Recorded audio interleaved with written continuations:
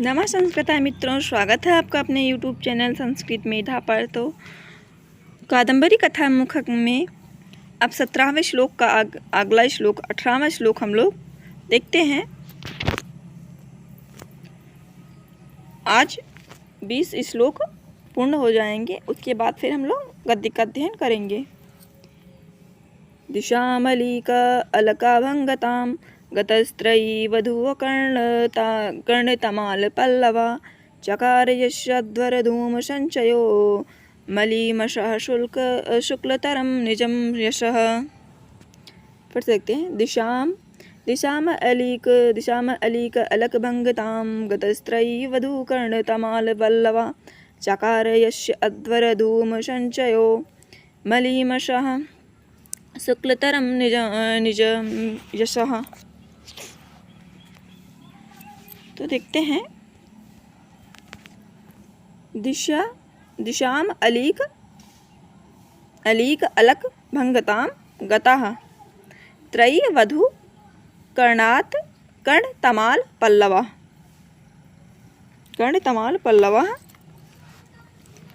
और देखते हैं, फिर इतना देखते हैं, फिर आगे देखते हैं।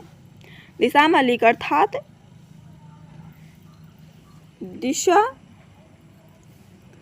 पूर्वादीनाम वधू स्वरूपणाम अर्थात दिशाओं के वधू रूप में, वधू रूपी दिशाओं के ललाट या फिर जो मस्तक होता है वहाँ पर मस्तक या फिर ललाट भाग में अलक भंगताम अर्थात जो घुंघराले बाल होते हैं, या अलग बोलो या फिर बाल बोलो, दोनों एक ही है।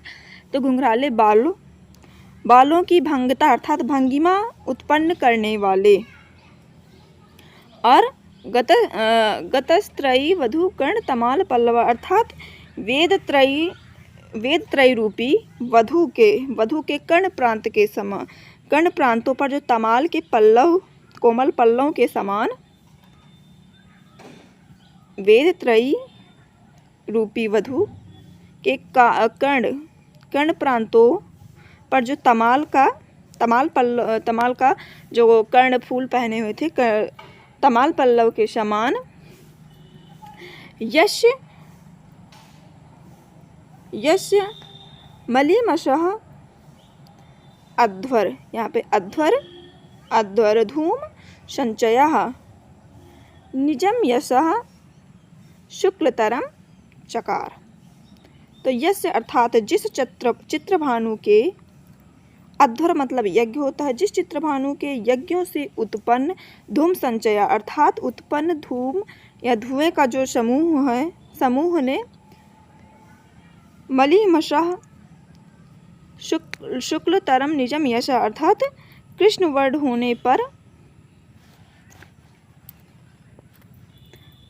होने पर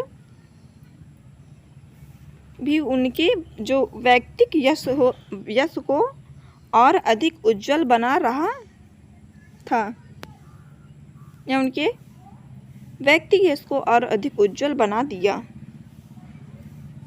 तो यहाँ पर अलक का अर्थ जो है वो घुंघराले बाल वाला है, अलीक का अर्थ यहाँ पर ललाट या भाल से लिया गया है, और अध्वर का अर्थ यहाँ पर यज्ञ से लिया गया है।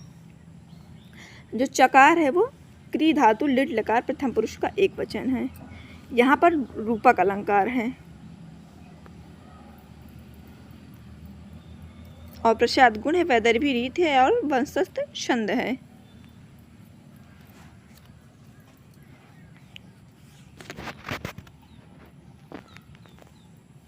अगला श्लोक देखते हैं।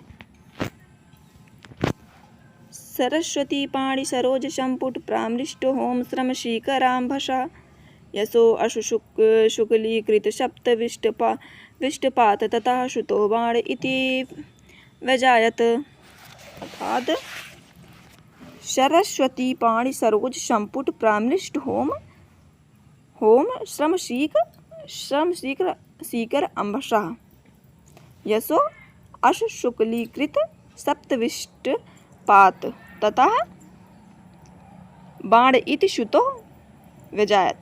ये होगा अन्वय इसका। तो देखते हैं। सरस्वती पाणि सरोज संपुट प्रामनिष्ठ होम अर्थात सरस्वती के के समान सरोज अर्थात कमल के समान कर युगल वाले पाणी अर्थात हाथ होता है, तो कर युगल से स्वयं पोछे जाते हुए प्रविष्ट होम श्रम सीकर अर्थात होम आदि कर्मों के परिश्रम से जो श्वेत जल अर्थात जो पसीना उत्पन्न हुआ है, पसीना उत्पन्न हुए वाले चित्रभानु और यशो अशुक्लीकृत सप्तविष्ट विष्टपात अर्थात सुयश या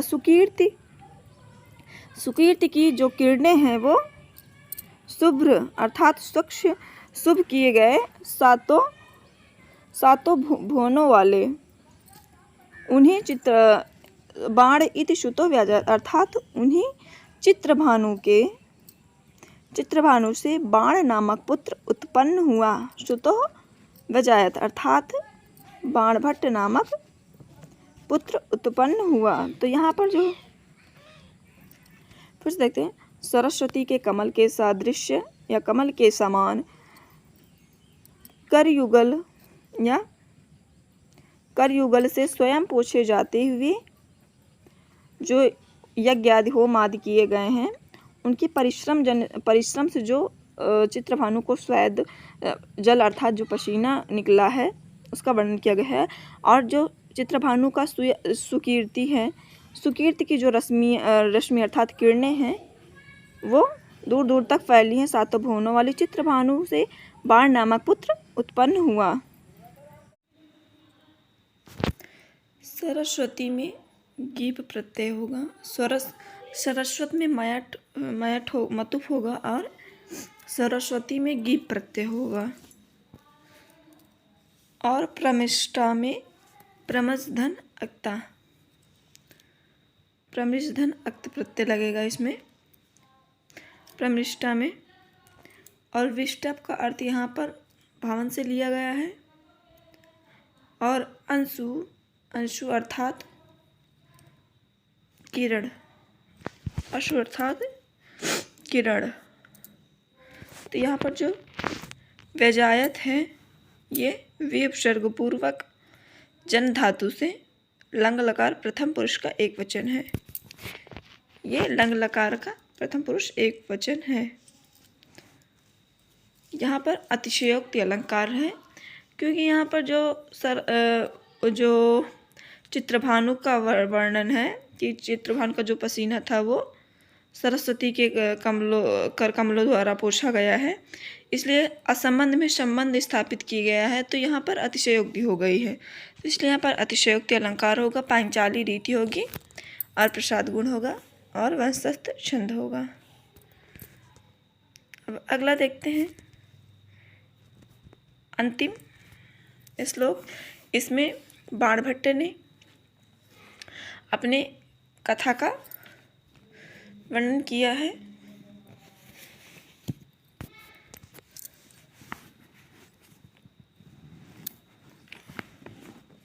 कि अपनी कथा कहाँ से लिए हैं बाणभट्ट, तो वो बताया गया है इसमें।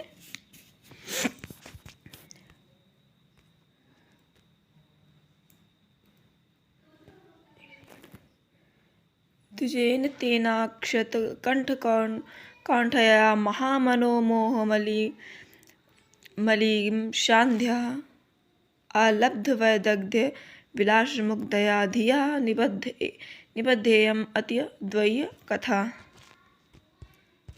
फिर से देखते हैं, द्विजेन तेनाक्षत कंठ कांठया महामनोमोहमलीम शांध्या आलब्ध वैदग्ध्य विलासमुग्धया धिया निबद्धेयम अति द्वय्य कथा। तो यहाँ पर जो ये अंतिम लाइन है ये बहुत ही महत्वपूर्ण है, कई बार परीक्षाओं में पूछा भी गया है कि धिया निबद्धेयम अति द्वय्य कथा ये कहाँ की पंक्ति है। तो ये बाणभट्ट के कादम्बरी कथा मुखम से लिया गया है।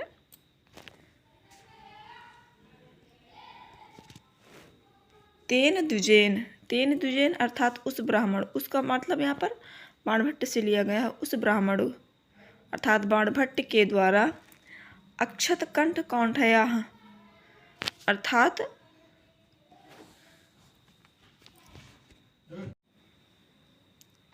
अच्छत अच्छत कंठ कौंठया, अच्छत कंठ कौंठया अर्थात मतलब अच्छत अर्थात जिसका क्षरण ना हो, जिसका क्षरण या विनय नष्ट ना हो ऐसी। कौंठया मतलब कंठ मतलब गला, क्षरण न होने वाली गला, कंठ है मतलब जड़ता।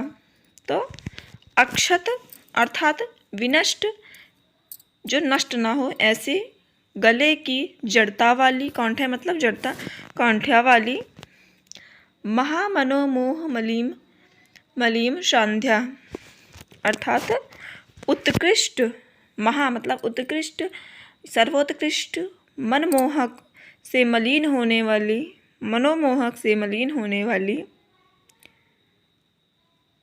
अंधी, अंधी अर्थात सत सदसत प्रतिपादन के अभाव में या असमर्थता में उत्कृष्ट मनमोहक से मलिन होने से अंधी अर्थात सत और असत का जो प्रतिपादन में असमर्थ और आलब्ध वैदग्ध विलास मुग्धया धिया अतिद्वयी कथा निबद्धा अर्थात वैदुग्ध वैदग्ध्य अर्थात चतुरता से चातुर्यपूर्ण प्राप्त न करने के कारण मुग्धया अर्थात मुग्ध अप्रगल्भ बुद्धि से, धिया मतलब बुद्धि, बुद्धि से या चित्त से अतिद्वयी अर्थात यह अतिद्वयी का यहाँ पे तात्पर्य है बृहत कथा और वासवदत्ता, ये दो रचनाओं से लिया गया का तात्पर्य, अतिद्वयी का तात्पर्य यहाँ पर बृहत कथा और दूसरी वासवदत्ता का अतिक्रमण करने वाली कथा, कथा अर्थात कादम्बरी को निबद्ध अर्थात निबद्ध किया गया है, अर्थात लिखा गया है या फिर रचित हुआ किया गया है बृहत कथा और वासवदत्ता के समान ही कादम्बरी कथा का यहाँ पर रचना हुई है। बाणभट्ट ने अपने कथा एक निबद्ध की कादम्बरी में निबद्ध किया है।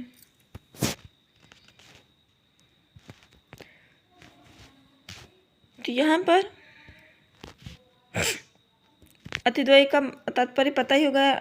वृहत कथा है वो गुणाढ़कृत है, अर्थात इस वृहत कथा के रचनाकार गुणाढ़ हैं और वासवदत्ता के रचनाकार शुभंधु हैं। यहाँ पर यही तात्पर्य अतिद्वयी से लिया गया है। इसमें छेकानुप्रास अलंकार और वृत्त्यानुप्रास अलंकार है, प्रसाद गुण है, पांचाली रीति है और वंशस्थ छंद है। अर्थात उस ब्राह्मण बाणभट्ट के द्वारा क्षीण न होने वाली या विनष्ट न होने वाले कंठ की जड़ता वाली और उत्कृष्ट मनो चित्त विकल्प वाली, चित्त विकल्प से मलिन होने से सत और असत का भेद न करने वाली और वैदुश्चातुर अर्थात वैदक चातुर अर्थात चतुरता प्राप्त न करने के कारण अप्रगल्भ